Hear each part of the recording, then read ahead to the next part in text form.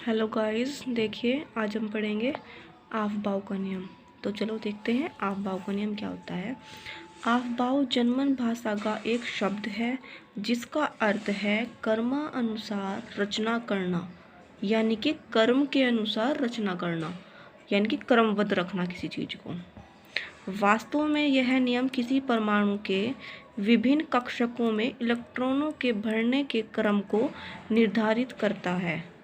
Okay बच्चों, यानी कि जो हम लोग क्लास में इलेक्ट्रॉन भरते हैं कक्षकों में, उनको निर्धारित करता है, उनके क्रम को निर्धारित करता है। उसके बाद देख लेते हैं, इस नियम के अनुसार इलेक्ट्रॉन विभिन्न कक्षकों में ऊर्जा स्तर के बढ़ते क्रम में प्रवेश करते हैं, यानी कि ऊर्जा के बढ़ते हुए, पहले सबसे कम ऊर्जा वाला, फिर उससे ज़्यादा, फिर उससे ज़्यादा, फिर सबसे ज़्यादा। ओके, अर्थात इलेक्ट्रॉन पहले निम्न ऊर्जा स्तर वाले कक्षक में प्रवेश करता है, अर्थात उसके बाद क्रम से बढ़ते यानी कि उच्च स्तर वाले कक्षकों में प्रवेश करता है। पहले इलेक्ट्रॉन कहाँ प्रवेश करेगा? जिसका ऊर्जा स्तर निम्न हो, यानी जिसके पास कम ऊर्जा हो। उसके बाद कहाँ प्रवेश करता है वो? क्रम से बढ़ते हुए क्रम में, यानी कि जिसका ऊर्जा का स्तर बढ़ रहा हो। ओके, आप देख लेते हैं हम इसमें। सपोज नहीं करना है, रियलिटी है। देखिए SPDF, ये आपकी कक्षा है, 4 आपकी कक्षा होती है SPDF। तो इलेक्ट्रॉनों की संख्या S के पास होती है 2, ऑर्बिटल कितने होते हैं? 1। P के पास इलेक्ट्रॉन कितने होते हैं? 6, ऑर्बिटल होते हैं 3। और D के पास इलेक्ट्रॉन कितने होते हैं? 10 और ऑर्बिटल 5। F के पास होते हैं इलेक्ट्रॉन 14 और ऑर्बिटल 7। देखते हैं अब, यानी कि हम S में, ये हमने S बनाया, यानी कि ये एक बॉक्स ऑर्बिटल हुआ। ओके, इसके अंदर हम क्या भरेंगे? इलेक्ट्रॉन की संख्या कितनी आ सकती है? 2, यानी कि एक बॉक्स में 2 इलेक्ट्रॉन ही आ सकते हैं। अब देखिए, ये आपका बॉक्स क्या है? ऑर्बिटल। ओके बच्चों, अब देखिए हम P में देखते हैं, P में कितने ऑर्बिटल है? 3। तो इलेक्ट्रॉन कितने हैं? 6, यानी कि एक बॉक्स में 6 इलेक्ट्रॉन। पहले हम लोग एक एक भरेंगे, उसके बाद इसकी पेयर करेंगे। ओके बच्चों, ये P का हुआ। उसके बाद देख लेते हैं हम लोग D का। D में आपके कितने ऑर्बिटल होंगे? 5। इलेक्ट्रॉन कितने होंगे? डबल होंगे। 1 2 3 4 5 6 7 8 9 10, यानी कि जितने हमारे पास इलेक्ट्रॉन होंगे उसके आधे ऑर्बिटल होंगे, और जितने हमारे पास ऑर्बिटल होंगे उसके डबल इलेक्ट्रॉन होंगे। अब देख लेते हैं F के पास कितने होते हैं। F के पास होते हैं आपके 7, 4 और 3 7। ओके, अब देखते हैं इसमें इलेक्ट्रॉन भरते हैं। 1 2 3 4 5 6 7 8 9 10 11 12 13 14, यानी कि जिसके ये है आपके क्या है? ऑर्बिटल। और इसके अंदर क्या है आपके? इलेक्ट्रॉन। और ये क्या है? SPDF क्या है? आपकी कक्षा।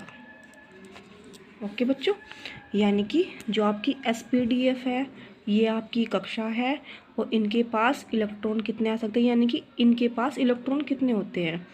S के पास 2, P के पास 6 और D के पास 10, F के पास 14। और इनके पास ऑर्बिटलों की संख्या कितनी होती है? यानी कि इनके पास एक बॉक्स में कितने इलेक्ट्रॉन आ सकते हैं? तो देखते हैं, एक बॉक्स में 2 आ सकते हैं, तो इसलिए इसका ऑर्बिटल 1 होगा। और P के पास 6 इलेक्ट्रॉन है तो इसका आधा ऑर्बिटल होगा। और D के पास 10 इलेक्ट्रॉन है तो इसके आधे 5 ऑर्बिटल होंगे। F के पास 14 इलेक्ट्रॉन है तो इसके पास 7 ऑर्बिटल होंगे। आप देख लेते हैं हम लोग आव-भाव का नियम। देखिए आव-भाव का नियम क्या है? 1s2 2s2। देखिए ऊर्जा का स्तर मैंने आपको बताया था कि पहले निम्न ऊर्जा स्तर में प्रवेश करेगा इलेक्ट्रॉन, फिर उच्च ऊर्जा स्तर में प्रवेश करेगा। देख लेते हैं, जब इलेक्ट्रॉन आएगा पहले 1s में प्रवेश करेगा, फिर 2s में आएगा, फिर 2p में आएगा, 3s में आएगा, उसके बाद 3p में आएगा, फिर 4s में आएगा, उसके बाद 3d 4p 5s 4d 5p 6s 4f 5d 6p 7s 5f 6d और 7p। ओके बच्चों, तो देख लेते हैं हम लोग। जैसे कि आपने देखा, मैंने आपको अभी समझाया, तो इसका ऊर्जा का बढ़ता हुआ स्तर लिख लेते हैं 1s2 1s। पहले यानी कि इलेक्ट्रॉन कहाँ आएगा, 1s में आएगा, उसके बाद ऊर्जा का बढ़ता हुआ क्रम, फिर उसके बाद 2s 2p 3s 3p 4s 4d 4p 5s 4d 5p 6s 4f 5d 6p 7s 5f 6d और 7p। देखिए, ये मैंने इसका ऊर्जा का बढ़ता हुआ क्रम लिखा, यानी कि पहले इलेक्ट्रॉन कहाँ आएगा 1s में, फिर जाएगा 2s में, तो पहले मैंने 1s लिखा, उसके बाद मैंने 2s लिखा, उसके बाद जाएगा 2p में, फिर मैंने 2p लिखा, फिर मैंने लिखा 3s, यानी कि उसके बाद 3s में आ रहा है, उसके बाद क्या आ रहा है 3p में आ रहा है घूम के, फिर 4s में आ रहा है, 3p हो गया आपका, 4s हो गया, फिर आपका 3d में आ रहा है, 4p और 5s में आ रहा है। इस तरीके से आपका क्या लिखा मैंने, 3p हो गया, 4s हो गया, फिर 3d के बाद 4p में आ रहा है, फिर 5s में आ रहा है, तो इस तरीके से। ओके बच्चों, देखिए अब हम लोग इलेक्ट्रॉनिक विन्यास देख लेते हैं, इसको कैसे लिखते हैं।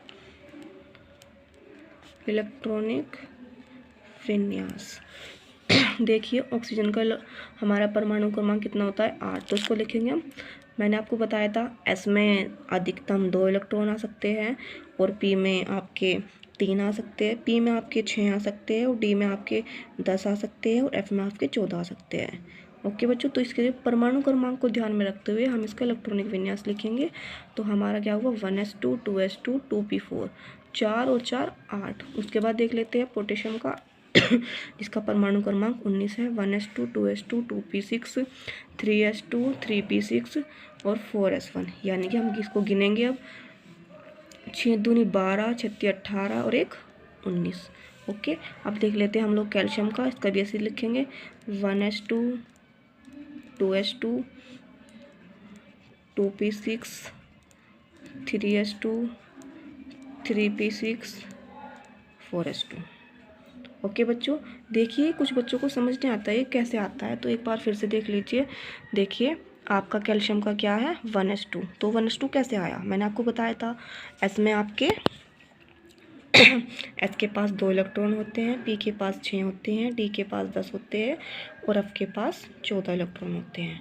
ओके बच्चों, ऑर्बिटल की अभी यहाँ पे ज़रूरत नहीं है, आगे आएगी आपको समझा दिया जाएगा। देखिए, तो आपने पहले क्या लिखा कैल्शियम, आप देख लीजिए कैल्शियम का क्या लिखा 1s2, यानी कि पहले 1s2 में गया, फिर 1s1 में गया, उसके बाद 1s2 में गया 2s2, यानी कि हमने इसका लिखा इलेक्ट्रॉनिक विन्यास 1s2 2s2 2p6 3s2 3p6 4s2। Okay बच्चों।